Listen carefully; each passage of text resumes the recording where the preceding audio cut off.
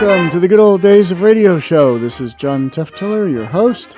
It's Thursday. We are getting very close to wrapping up our adventure series, Top 10 Adventure Shows of Vintage Radio. Today we're going to do an episode of the Columbia Workshop, Columbia meaning CBS, as in Columbia Broadcasting System. Columbia Workshop started in the late 30s and was revived again after World War II. This particular one is from the revival from March 2nd, 1946. The title is Slim, and it's all about a hobo, I believe. So we will listen to that, and I'll have more to say after the show. So we'll give it a go. Here we go. The Columbia Workshop is on the air, presenting radio's foremost laboratory of new writing and production techniques.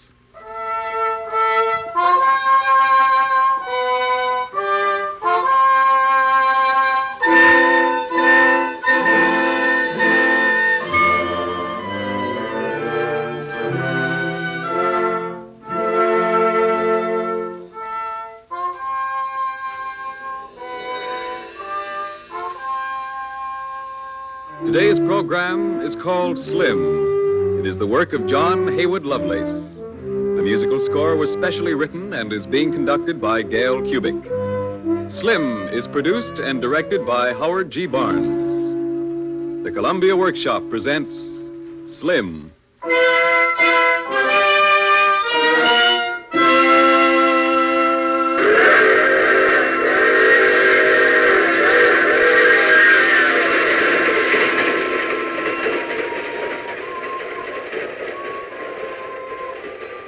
He came from over the horizon and stood strangely against the sky like a cloud, a rain cloud lost from the storm.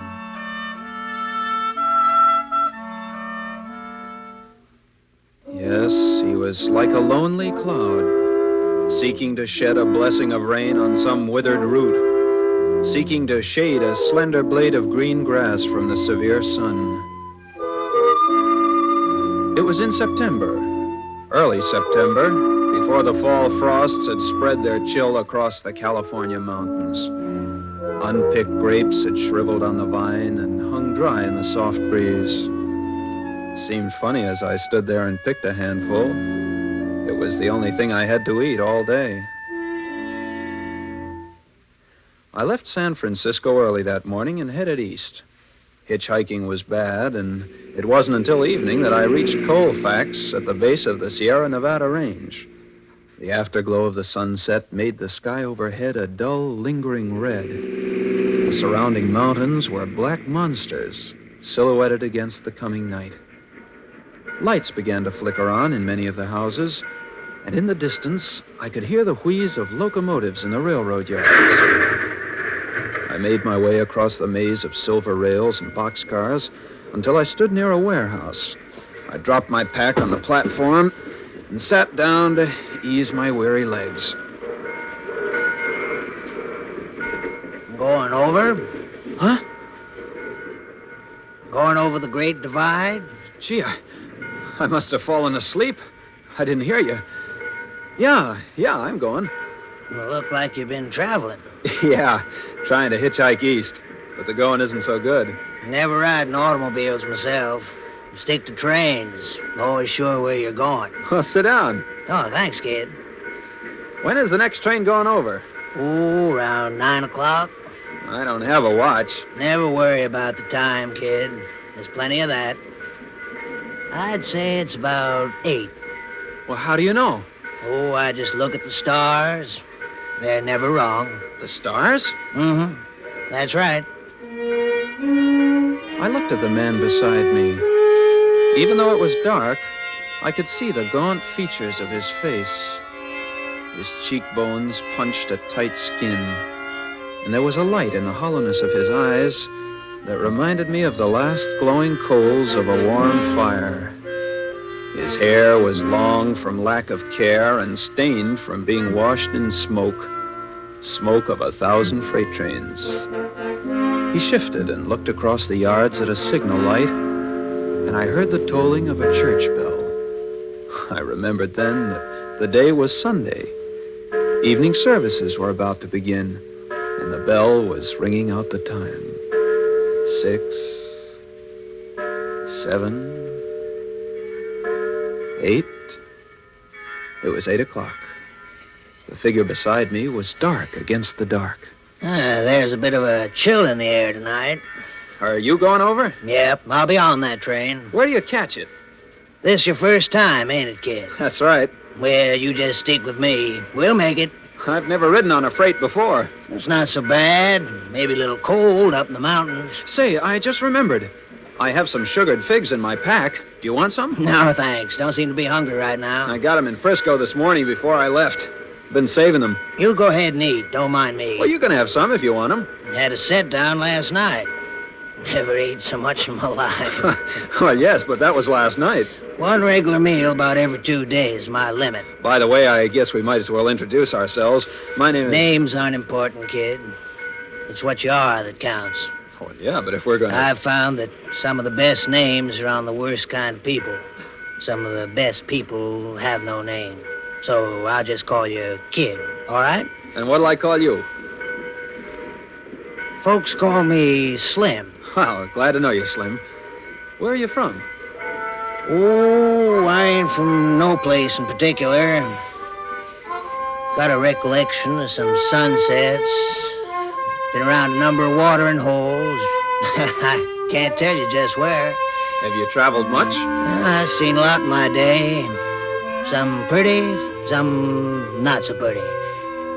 Saw a kid fall off the rods. Watched a dame knife a beau for a dime. Best jail I ever was in Key West. But you stay away from the chain gang states. The rats won't even live in them holes. Yeah, the cops picked me up in Los Angeles. Don't get me wrong, I ain't kicking. Been around quite a bit, some of it not so pretty, but I ain't beefing. Yeah, I've worn denim so long that the stink in them would make a skunk fade. Had cinders so thick in my hair I couldn't comb it. And I've been so hungry that my stomach wrapped itself around my spine. Yeah, I've been around quite a bit. I'm from Chicago myself. Huh? Ridden many a hotshot to Chi. Drags in the panhandle. Picked up a lot of loose change in D.C. Stood in plenty of soup. Hey, they must be making a train. Yeah, that's ours. They put on about 100 cars before they highball. Might as well walk over that way, kid. Hey, don't forget your pack. He turned as he spoke and motioned for me to follow. There was experience in his walk as he made his way through the shadows. Once or twice he seemed to disappear, and then I discovered that he was just ahead of me. My nervousness at the idea of riding a freight train became less as I followed him. She'll be pulling out soon. They're waiting for the pusher. Pusher? Mm-hmm. They put a locomotive on behind to help push her up the grade. They're taking out the slack. Careful, don't get out in the light. Might be a railroad detective around. We'll catch it on the right side, kid. No danger of falling in between the cars if you miss. Oh, aren't we going to ride inside? This is a fruit train. All them cars sealed tighter than tombs. I must be having trouble with the brakes. Quiet, kid. Here comes someone.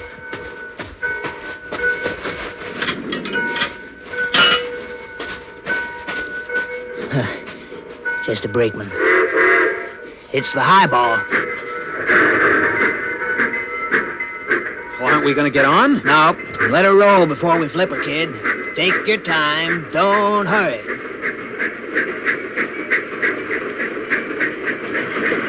When? Not yet. Now, kid. Run alongside. Yeah, that's it. Grab the ladder. Get a grip. All right. Jump. Come on, Slim. Get aboard. You'll miss it. All right, kid. All right. Slim! Slim! There was no answer to my call. Suddenly, I realized that I was hanging on the side of a speeding train. Fearfully, I climbed the iron ladder, my shoes scraping on the car, and the wind tearing at my hair. I pulled myself over the edge and lay flat on the catwalk, breathing heavily from an unknown fear. What had happened to Slim? Well, that wasn't bad. Slim! For a beginner, you got real talent. But I thought you... No, here I am. That breeze feels nice. Smell that smoke? That's oil. No coal burners on this run. Slim stood tall against the wind, his shirt front slapping his stomach, and the tattered legs of his pants billowing like balloons. There was a smile on his lips as he watched the black smoke of the lead engine swirl into the night air. Sorry if I scared you, kid, but there's no use getting on too close to the front engine. If you do, you eat smoke instead of watching. It is pretty, isn't it? Yeah. Man-made clouds. And blacker than the night. Riding tops isn't the best thing in the world, but you sure do get to see the scenery. You always ride tops? Mm-hmm. Most of the time. I've ridden on flatties and in reefers, but like I say, you can see more from on deck. Well, I guess maybe I'm green, but what's a reefer? Yeah, that's what we're riding on, the refrigerator car. When they don't put ice in them, you can ride in the ice compartment. Yeah, speaking of ice, that wind is getting colder. Yeah, we're starting up the canyon. Oh, that's the lead engine. Everything okay. That's the pusher. How high do we go? Oh, about a mile. Better break out that blanket of yours. Yeah, I guess it will help. Look to the east, kid. Yeah? Now, watch after we're around this curve. It's the moon. Frozen to the top of the Sierras. And a sky full of stars. Say, this blanket does help. Come on, sit down here and you can share it. No thanks, kid. But you've only got on a shirt over your skin. It ain't cold anymore. Well, I certainly can feel it. Now, you just wrap up and sit there, and I'll go up front and see if there's an empty. Okay, Slim. Hurry back. Be careful. All right, kid. All right. He leaned into the wind and started walking toward the front of the long train. I watched his specter-like body grow fainter and fainter.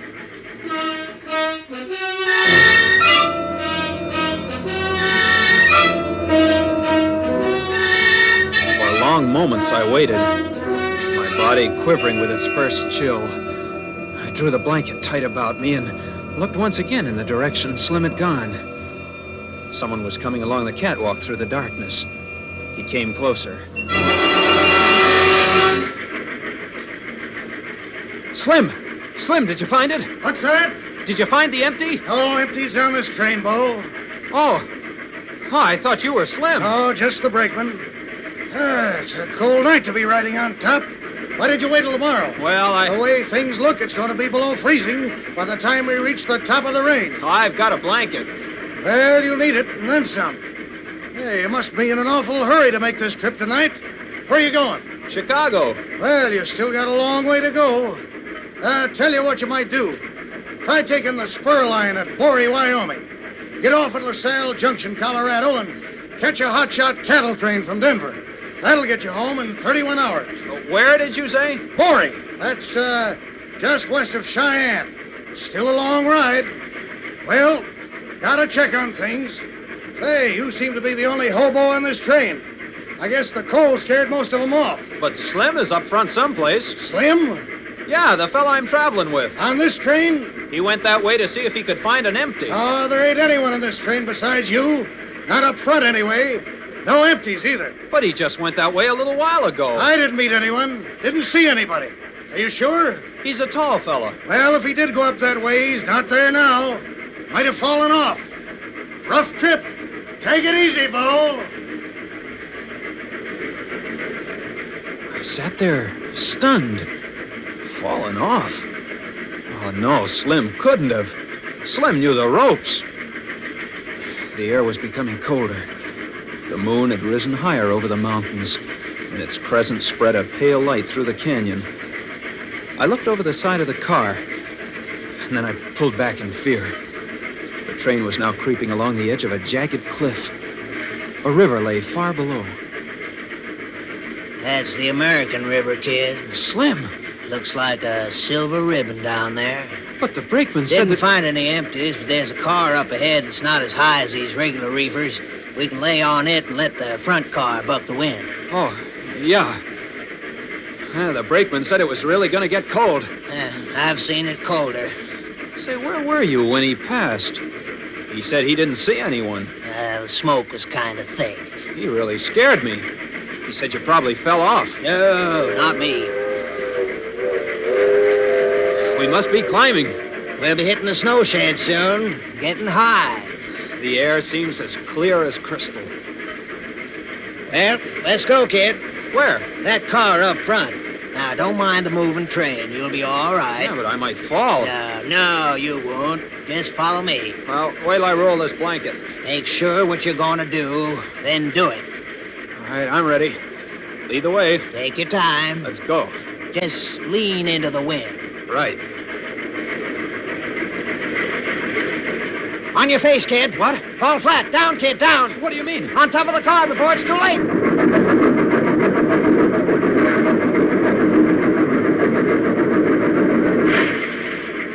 You're all right, kid. What happened? Everything went black. That was the first tunnel. Whew. That was close. Just keep your eyes ahead. Ready? Ready. Follow me, then. Just step over, kid. Don't look down between the cars. But the cars are swaying too much, Slim. Get set, and then leap. I watched him as he seemed to float over the break between the cars. At the end of the catwalk, I crouched tensely, with the wind seeking to push me backward. Slim walked on without looking around. 8, 9, 10 times I leaped across the gaping jaws between the cars, each time gaining more courage. I looked up and called out, "Slim! Slim, it's another tunnel!" He turned and waved as he did before. He was still standing when the train plunged into the smoke-filled shaft. I sprawled across the top of the car.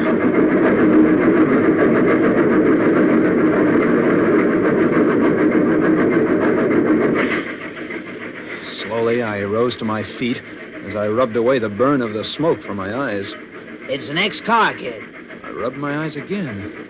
Slim seemed to be drifting with the clinging smoke. It gets mighty stuffy in the tunnel. He motioned me forward to the end of the car. This is it. It's about 1.5 feet lower. He jumped down and walked to the front. The wind wasn't as strong there. I laid down along the catwalk. Slim stood tall and refused to listen to my plea to get down out of the cold wind. His answer was always the same. It ain't cold. Time and again, I puzzled over his words. Even though I was dressed warmly and wrapped in a blanket, I shivered with a heavy chill. It was cold. Yet Slim never complained.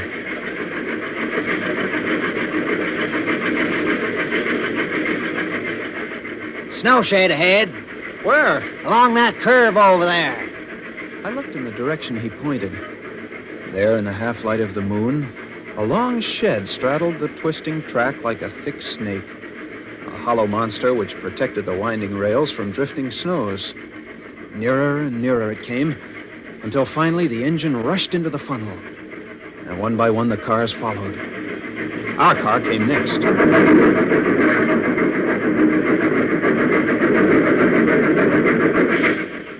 We'll be stopping soon, kid. Where are we? Almost on top. Oh, I hope it doesn't get any colder. There ain't no heat in the moon at midnight.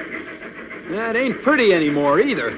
Looks like a curved piece of cold steel.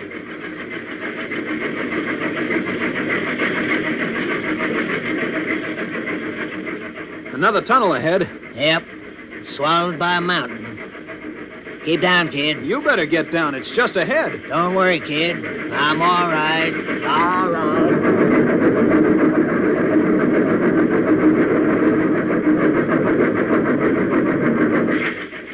There were 3 more tunnels and 2 snow sheds. Each time, my body would yield to the warm air about me, and then the train would shoot out onto the frost of the mountainside. I'd see Slim still standing with the wind tugging at his clothes. His hair fought with the cross currents of cold until it became matted. Lights ahead, kid. We're coming in. The top of the divide, huh? Uh-huh, we can pile off up here. Sure hope there's some heat. There's a roundhouse. I don't know if I can move or not. I'm so cold. Better stand up and move around a little bit. Yeah, that should help. Oh, am I stiff? Now, watch it when we pull into the yards. Keep down and stay out of the light. When do we get off? Let her stop first. Okay, kid. Careful now. Oh, my legs. This way, into the shadows. Over here's the door into the roundhouse. Wait. Flatten yourself against the wall. Someone's coming.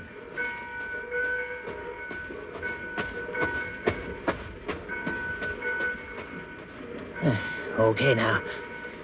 Open the door and get inside. Okay.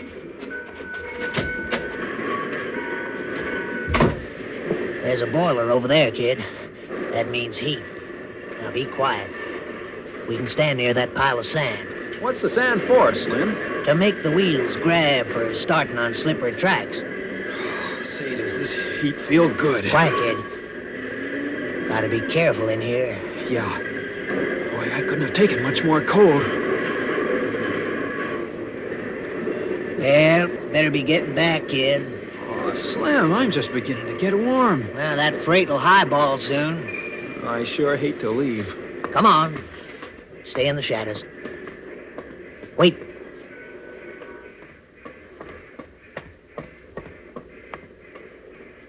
He's gone. Come on. Outside, quick. She's highballing. That's our car over there. Got it. Come on, Slim. All right, kid. All right.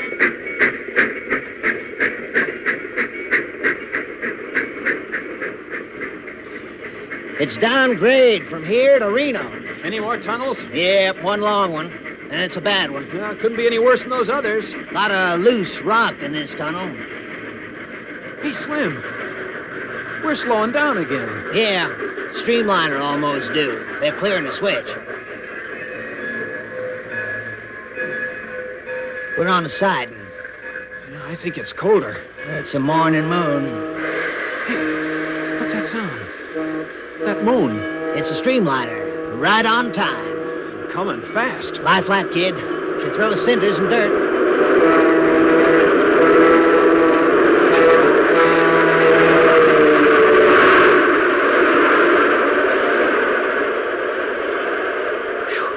She sure did raise a dust. She'll be in Reno at 5 this morning. Oh, that's the way to travel. Too fast, kid. You never see anything. Well, it ain't a cold way to ride. No, it ain't cold. And it ain't a hungry way either. But I like this better. You see more. Slim was strangely quiet after the streamliner had passed. The expectation that had been in his face as the train climbed the western slope was gone. He didn't speak until minutes later, as the train began to twist around a curve. This is the one, kid. The train sped into the long tube, and I put my head down on my arm. The feeling of being buried alive seized me, and as I screamed against the roar, I gagged on the warm cloud around me. Suddenly, above the sound of the speeding train, I heard a crash. Something dropped in the car ahead and bounced over me. It careened along the catwalk and then dropped over the side. Once again, we were in the clear, cold night. I looked up and saw Slim standing as he had been before. He looked ahead. You never prayed in my life. Slim, what was it? A rock fell on the car ahead. I looked to where he pointed and saw a dent on the roof of the next boxcar. And the catwalk beside me was splintered. They never prayed out loud. What's that smell? Hot iron. The brakes are beginning to smoke. How long before the next stop? Oh, soon. They check for hot boxes. Brakes get red hot going downgrade into Truckee. Oh, I can't stand this cold much longer. We'll get off there. I don't remember much coming down into Truckee. The train stopped several times to check the brakes, and the moon began to disappear in the west. I lay like a shivering puppy and hoped. And all the time, Slim was there near me. Yet he, too, seemed to drift like the smoke trail of the train. He talked less and appeared to be in deep thought. The same warmness I'd seen in his eyes before came back once in a while. It was the fire of life. But it didn't linger long, and the lines of his face were softer now. He stood up and shook the smoke from my clothes. We're almost there, kid. My hands are numb. You'll be all right. I can just get warm. They're pulling in. What time is it? 3:30. 3:30. It ain't cold anymore. Careful, kid. I lost my grip halfway down the ladder and fell with a thud on the gravel right away. Painfully, I got to my feet and started to follow Slim across the yards. The many signal lights confused me and my feet stumbled. I rubbed my eyes and approached a double set of tracks. Slim had already crossed the first tracks when he turned quickly and yelled, Wait, kid! Wait! Watch out! Watch out!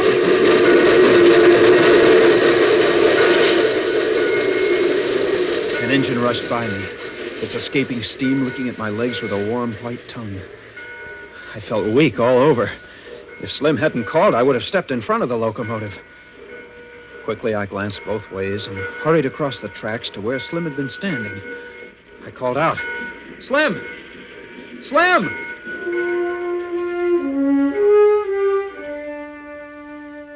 There was no answer. He was gone. A yardman walked nearby, his lantern swinging in a brilliant white arc. Hey, mister! Mister! Yeah? What do you want? Which way did that fella go? What fella? Why, the one who was standing here when that engine passed. I didn't see anybody. Why, you must have seen him around here. What was he, a hobo? Yeah, that's right. Yeah, a lot of beaus around. He was a tall, slim fella. Oh, slim fella, huh? He was wearing a white shirt. And a pair of ragged pants and no socks? Yeah. Yeah, that's the fella. Was his hair kind of all twisted up, like maybe the wind had blown it? Yeah, have you seen him? Yeah, I've seen him. Where? Why, over at the warehouse. In the warehouse? Thanks. Wait a minute there, son. Yeah? Aren't you kind of mixed up? Mixed up? Where'd you come from? Why, I came over the range tonight with Slim. You mean the tall fella? That's right. You're sure he's up at the warehouse? Yes, son. I've seen him there, and so have a lot of other people in the last 50 years. Some see him at Colfax, or maybe at Blue Canyon, or in Truckee. You see, Slim comes over the Great Divide every night. Whenever a hobo rides the freight, Slim rides with him to see that he makes it okay. Maybe he's real, maybe he ain't. You mean that Slim... Can't say, son. But if you rode in on the 3:30, you rode in with Slim.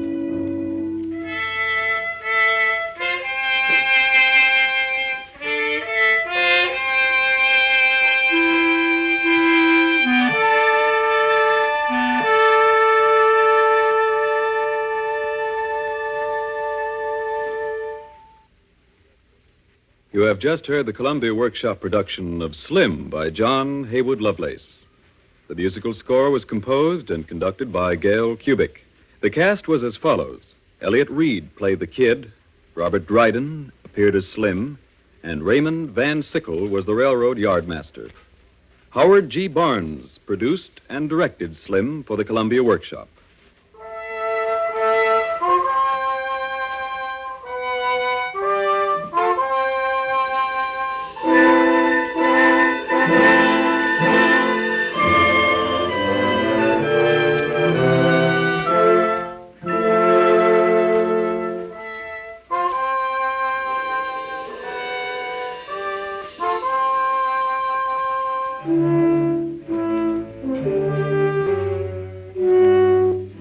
Next week, the Columbia Workshop will present an original script by Bruce Stouderman entitled Thanks for the Memories, and Guy Della Chapa will direct.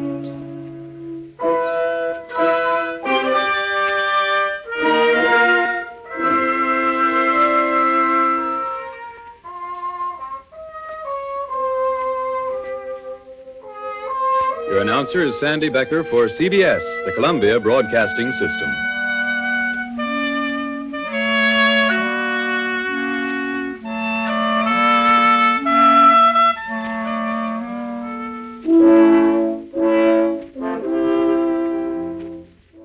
Well, that was almost a ghost story.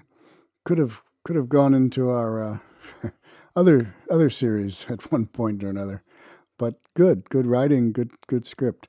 Columbia Workshop from 1946, March 2nd, 1946. Slim, very interesting show. Okay, that's it for the Good Old Days of Radio show for today. Check out the website, www.goodolddaysofradio.com. Facebook page, Good Old Days of Radio Show. I guess we have an Instagram account too. Anyway, whatever. I don't know what you look at there. So we just were told we needed one, so we got one. Anyway, I'm too old-fashioned to know what all these things are. All right, back next week with more. I think it's the last of the adventure series, and then we'll switch to some other series. And we'll be back on Tuesday with comedy, variety, and drama. So until then, this is John Teftiller saying goodbye.